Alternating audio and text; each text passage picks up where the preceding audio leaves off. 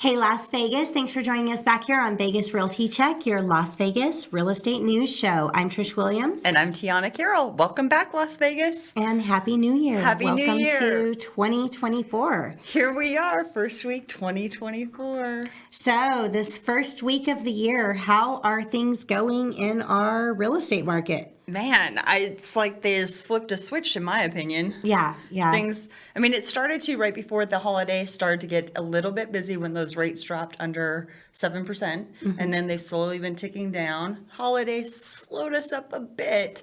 But I think now that the holidays are over, that 2024 is just taken off with a running start. Yeah, I've ran into a couple properties already with multiple offers.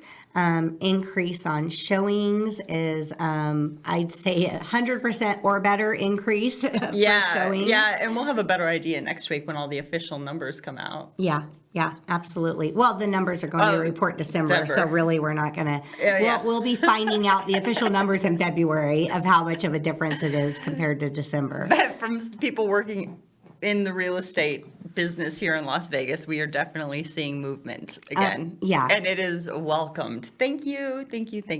Yeah, so how many single family homes do we have on the market this week? Well, that is a very good question. We have 3,579 single-family homes this week. All right, so we're still under that 4,000, which is still an indicator of low inventory. It is. So our total solds for the week are 377. Yep. And we had some under contracts at 381 for the week. And what about price reductions? Price reductions were 229. That's not a lot. That number is the one that keeps ticking down. Slowly but surely, our solds are going up, and our price reductions are coming down. Yeah, and we're actually seeing some price increases. We are. If we're doing price increases, there was just 59 of them just this week. Yeah, so there's a lot of people, they're watching the news. They're watching what's happening with rates, what's happening with buyer activity, what's anticipated, and they're saying, you know what, I'm raising the price. Yeah, we're priced too low. The market's going to pick up, and I'm hearing that just even the regular consumers are just really starting to be on board with that, like knowing the market's going to pick up this year. Right. Yeah. So. Right. I have to agree with all of that. Yeah. So, what you got? Any headlines over there? Well, one thing that they're not expecting to pick up this year is rental prices. Oh, yeah? Yeah. Those are not going up. Well, we'll see. Well, they're not going up in January, right? Come June, it could be a whole different story. Yeah, so Housing Wire reported that they're expecting rent price growth, which means the increase of rental prices, to be declining this year. Okay, so I told you this morning that a friend of mine who is a renter right now came to me yesterday and said that they spontaneously lowered his rent by $300. That is insane. I have never heard anything like that, like an apartment coming to you going, oh, well, times are rough. Let's just take $300 off of everybody's rent. Yeah, that's amazing. That's amazing. I told him, I was like, you do not know how lucky you are. Yeah, that is that's different because you always hear prices going up. You never hear of them going down. Always hear people complain. They're raising my rent. They're raising my rent. When my lease is up, they're raising my rent. Can you find me a rental? No. So the basis behind the rent price declining that they're anticipating is because we had a big surge last year and over the last couple of years of building more housing for rentals, more apartment complexes, more everything. Over 1 million units are slated, apartment units are slated to be built in 2024. Yeah, so the surge in building of these rental properties, rental places, because we had low inventory of places available for rent, which was causing, again, low inventory causes the prices to raise. Right, supply and demand, and demand. So now we're expecting through this year to have so much more availability in rentals that the prices are actually going to decline because supply and demand. Yeah. So that's a lot of stuff that I've been hearing on the news is that we're going to be becoming a renter nation, that the homes are going to be unaffordable and everybody's going to rent. Well, when they're putting up 1 million apartments and then those rents are going to be cheaper than mortgages, then you can kind of see how people would be under the illusion that that's a better choice. Yeah. Yeah, except for when you do your yearly and multi-year analysis of how much money you're spending. Right, what you're losing versus what you're gaining. Yeah, so Even people I have said, especially like a lot of my millennial clients, they're like, I don't want to be tied down to a 30-year mortgage. I don't want to be tied down to a property. I'm like, so buy a townhouse and rent it out and then go live your freest life while somebody else is at least building that portfolio of real estate for you. right. Yeah, that's definitely a long-term, better financial plan than just renting. getting in a rental. Listen, I'm all for freedom. Big fan of freedom. Go live your best life. Do whatever you want to do. But there's no reason you shouldn't have assets as well. Yeah, absolutely. Yep. Absolutely. So another headline, Realtor.com had highlighted a Victorian estate, which is very unique, very beautiful. You love this house. I love Victorian. I love the Victorian style. I want to live in a castle, and this looks like one. It does look like a Victorian castle. Yes. It's big. It's big. It's 7,000 square foot, 23-foot high ceilings. It's located in... I think those high ceilings, all that volume just makes it feel so much bigger, because I would have thought it was bigger than 7,000 square feet. Yeah. When you're standing in a room and you feel like this small, like super tiny because the ceilings are so tall, it's just amazing. So 7,000 square feet, 23-foot high ceilings. It is located in Quail Ridge Estates in Henderson, like the Green Valley area, very established community. This home's been around for a while. It's built in 1987, but meticulously maintained on a half acre. Could be yours today for $2,388,888. Talk about those lucky eights. Lucky eights. We're in 8-year, people. Yes. So they went ahead with their numerology when they did their prices there. Yes. But if you want to live in a Victorian mansion in Henderson, give us a call. Yeah, and my favorite feature, it has a wine cellar. Oh, that's a good feature. Gotta have a wine cellar, right? Yeah. I would take out a bedroom and put out a wine cellar. Who needs bedrooms? Who needs guests? I need wine. Let's do this. Yeah. So we're starting something a little bit different this week for our show. Okay. Can I tell you, I'm super excited about this? I am too. Like when you first broached the conversation, like listener questions, I'm like, oh, well, what kind of questions are they going to ask? And that might everything. be, but I have to say that they really came up with some good questions this week. So good job, listeners. Yes. So, and I've been asking people like, hey, if you have a question that you would like to have answered on the show, what would it be? Anything. Let's talk about anything, like scenarios or whatever, like what is it that we could talk about? So I'm getting those, and we'd love to hear from you. Yeah. If you want to get your questions answered on the show, email us at vegasrealtycheck@gmail.com. And you can message us on Facebook, Instagram, anywhere. Just send us your questions. We'll answer them live here on the show. We will. We don't have to give your full name. We could put a first name, or if you want to be anonymous, just put anonymous. It's fine. We won't. We're not going to call you out. But I think it's a great idea, because a lot of times people don't move forward just with the simple fear of not knowing. And if they don't know where to get the information, then they don't know how to take the next step. So any questions we can help you with, we are glad to. Yeah. Some people are just scared to ask, or, they're not. I talk to so many people that say, I'm not ready right now, but when I am, what do I do about this? Right. And they feel like they're bothering you by asking you. It's never a bother. It's never a bother. Yeah, because more information can empower you to do what you need to do. Right, and we are all here for empowerment, people. Yes. We just want to help you out and make sure that you're making good decisions, and any way we can help, we will. Yeah, absolutely. So we have a question from Jessica. Okay, Jessica, what does Jessica want to know? Jessica says, I'm getting a divorce. Okay. I have and I'm sorry, Jessica.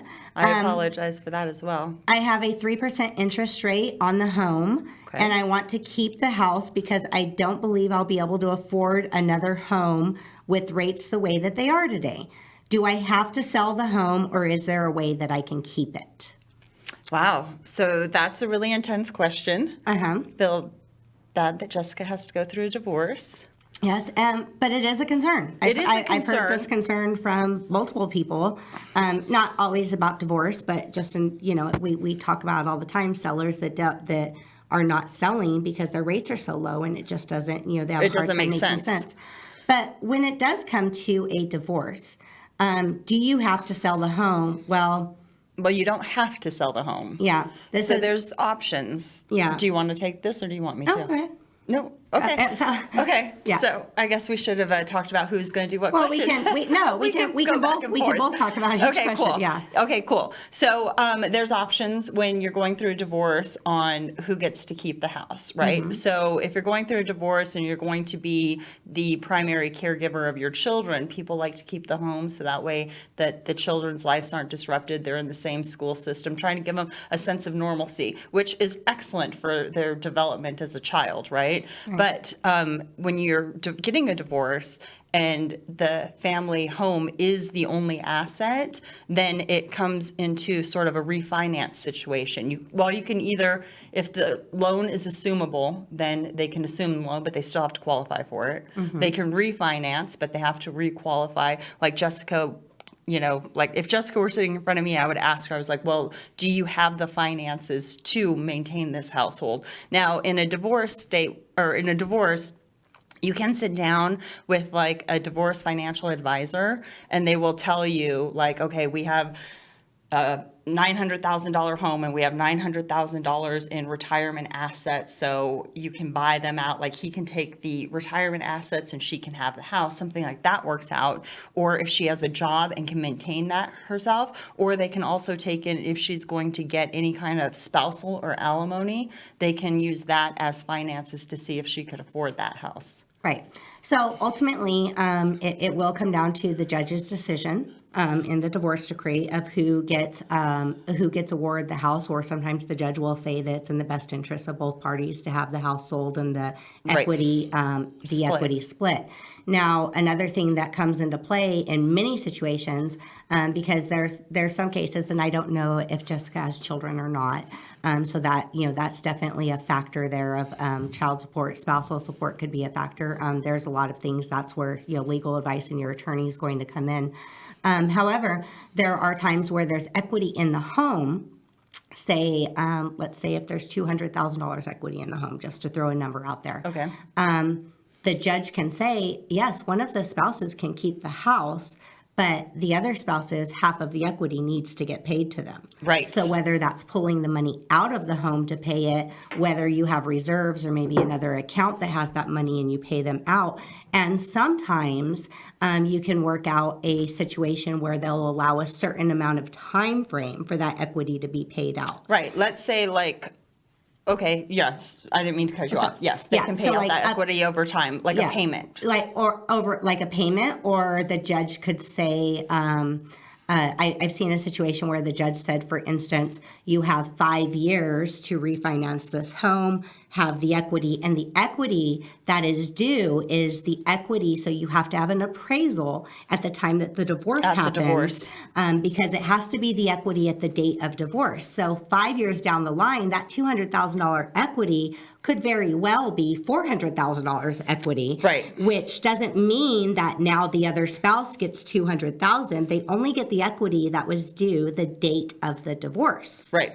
So that in that scenario, they could give you maybe if you work this out, and again, all parties have to agree, and this is where your attorneys come in and work out the situation, but they could give you up to 5 years to pay the other spouse X amount of dollars from the equity that's due to them, and work it out that way. And I also had a divorce case which was somewhat similar. They had a 15-year-old and they wanted to get her off to college. Mm-hmm. So then they left because the wife at the time of divorce wasn't working. So she didn't have the means to assume, refinance, or take on that mortgage on her own. So both husband and wife kept their name on the mortgage for a 4-year period. Mm-hmm. And at the end of 4 years, when their child went away to college, then they were to sell the house and split the equity of the time of sale. And that was the way they wrote it in their divorce decree. So obviously, there's a bunch of different ways of doing stuff, and a lot of it's going to come down to your financing. Can you afford the house on your own? And even if you did have to refinance, going back to Jessica's question, if she's refinancing today, she's not financing at that 3% rate she has. She has to finance that new mortgage or in the rate that is current for that time. For today, it'd be, just under 7%. And if equity is owed, that new balance from the equity that she has to pay out will be included in that finance along with the new rate. So some people will look at that scenario and find that unaffordable and decide it's easier to sell the home than it is to take on that situation. And not because I'm a realtor, but I believe in like a fresh, clean start. And I think children are resilient, and sometimes maybe switching schools or something might be a fresh start that they need as well. So I'm a big believer in just selling the house. That was the house your marriage ended in. Do you really want to be there? Yeah. I wouldn't, but those are your personal choices. If you do want to keep the house, there are ways of sort of using the system to get yourself to keep that house in the legal system, but it's not going to guarantee that you're going to have that 3% rate. Yeah.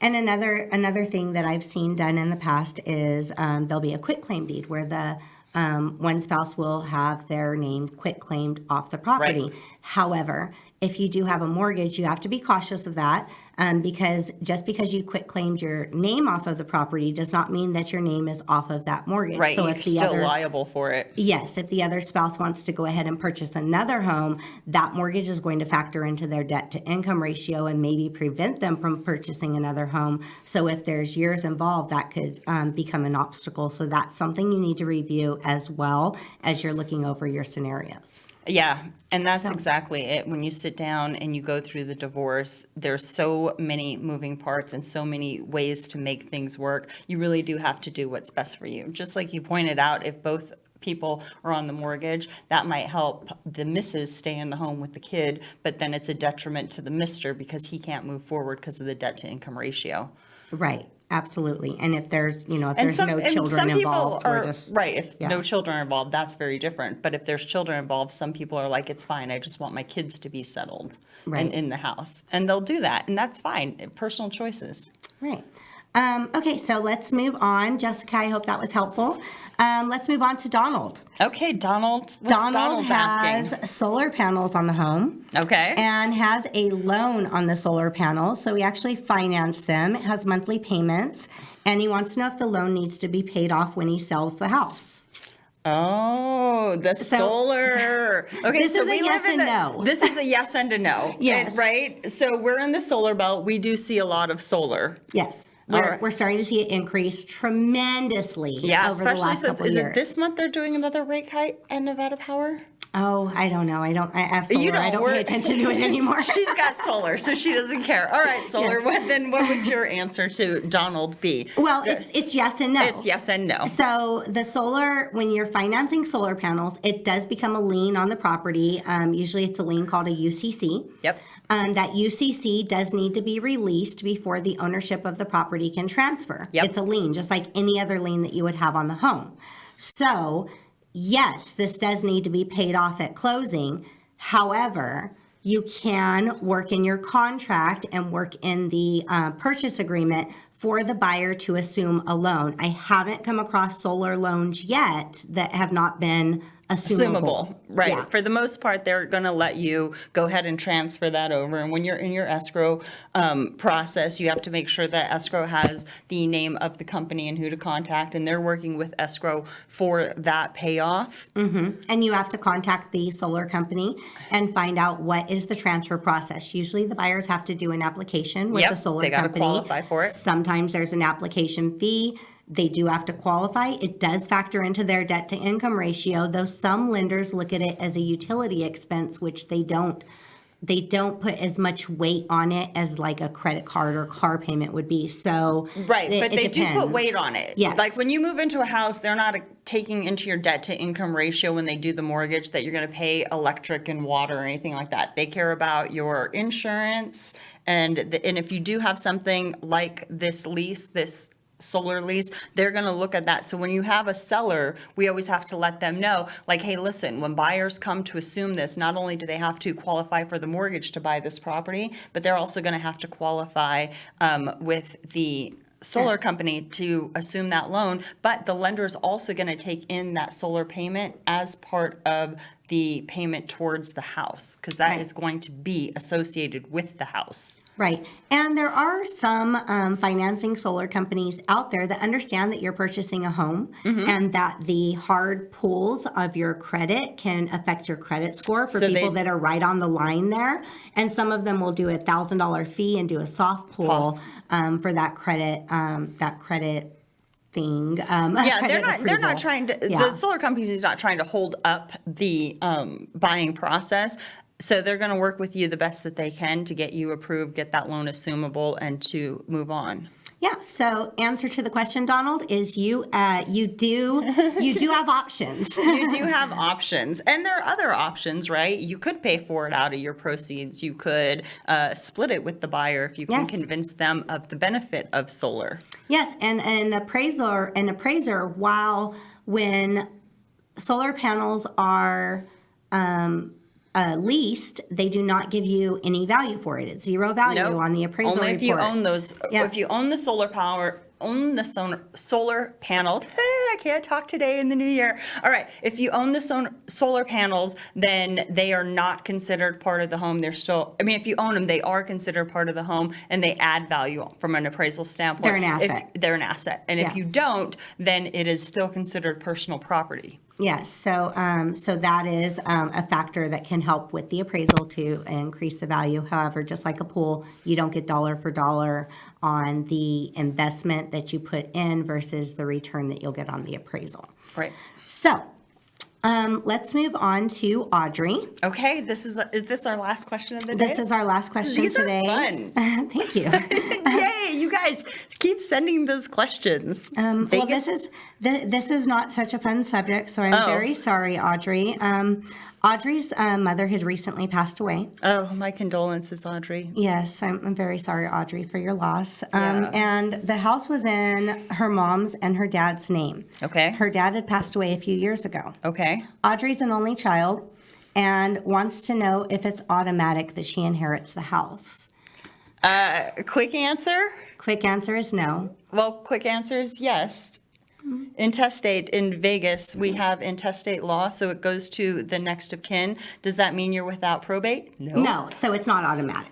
Right, well, it is automatic when you, what do they call it? But you still have to go to probate court. It's called the intestate succession in Nevada. Right. And that means that it automatically if you're holding it, like if your mom and dad are holding it in joint tenancy with right of survivorship, it goes from one spouse to the other one when it dies, then it goes to next of kin, whether that's the child or whatever, but that does not eliminate probate. And that's depending on how they had it vested. So, so nothing's automatic as far as like you still have to go to probate court to get approval.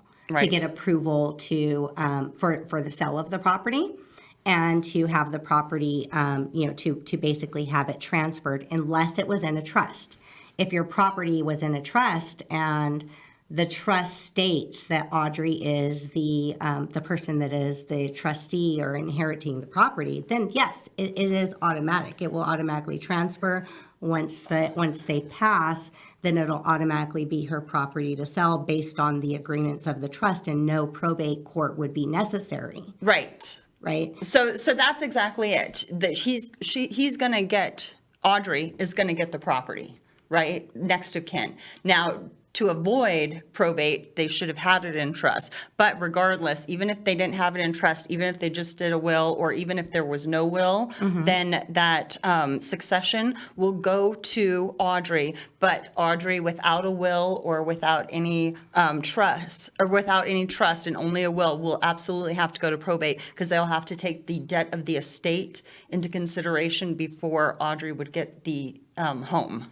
Okay, yeah, and I'm going to play devil's advocate here for a second. Okay. Because one thing that could happen in probate, or that does happen in probate, if you do go to probate, even though you're the only child of the property, during the probate process, they do put a legal notice out to see they have to. if there is any other. So again, maybe there could be a scenario where it's not automatic. What if another child steps up that Audrey's Well, then not it's aware split. Okay, so let's say dad had another biological child, and that biological child could prove that they are Audrey's sibling, even if Audrey was unaware of them or did not know them at all. When that other child comes in, the law is going to see that other child the same. So then they're going to have to split it. Right. So that's just going back to where it's not like the probate process does not guarantee. That's why there's a process for probate, because they review everything to assure that it's going to the right person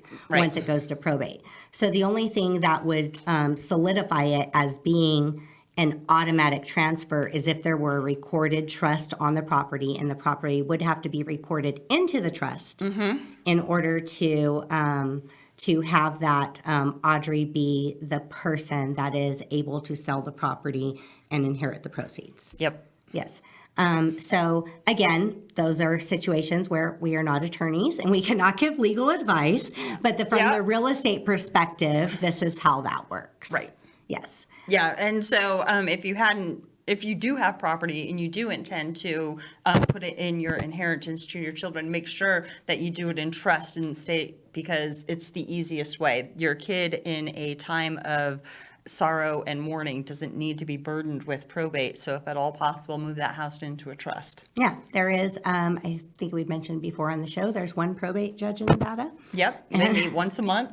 Yeah, and the probate process can be very lengthy. They do have a new thing that was implemented probably in the last year or so that kind of streamlines the probate process a little bit faster, to where it makes it to where when the property goes into contract, it's already approved prior to where probate court is not required. However, that has a lot of qualification points that need to be done in order to do that. So that's something to review with an attorney, talk to a probate attorney about, to see if the property does qualify for that if you do find yourself in that situation. Agreed. But yeah, that's it. That's all the questions that we have for today. Those are good questions, you guys. Keep them coming. That was fun. Yeah. Well, thank you. Thank you for sending them and telling them. I've spoken to most of these people. I know.